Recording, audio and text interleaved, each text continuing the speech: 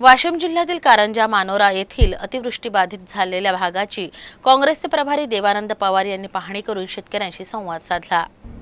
अतिवृष्टीमुळे वाशिम जिल्ह्यातील कारंजा मानोरा परिसरातील शेतकऱ्यांची अवस्था विकट झाली आहे। या भागातील कापूस, सोयाबीन, तूर डाळ यासह सर्व पिके उद्ध्वस्त झाली असून सरकारने पंचनाम्याचे नाटक न करता तातडीने मदत द्यावी अशी मागणी काँग्रेसचे प्रदेश सरचिटणीस व वाशिम जिल्हा काँग्रेसचे प्रभारी देवानंद पवार यांनी केली आहे।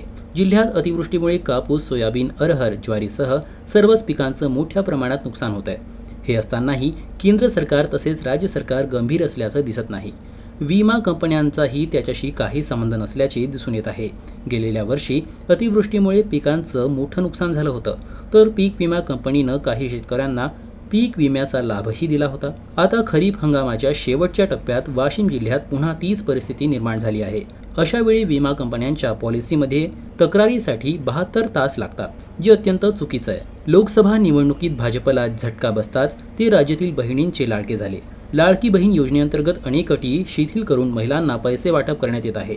आज राज्यातील शेतकरी अडचणीत असताना त्यांचे अश्रू पुसायला सरकारला वेळ नाही, उलट अनेक अटी लादून त्यांना मदतीपासून वंचित ठेवण्याची योजना ही आखली जात आहे। सरकारला शेतकरी का आवडत नाहीत असा ज्वलंत प्रश्न उपस्थित करत देवानंद पवार यांनी शेतकऱ्यांना तातडीने मदत देण्याचा निर्णय घेतलाय।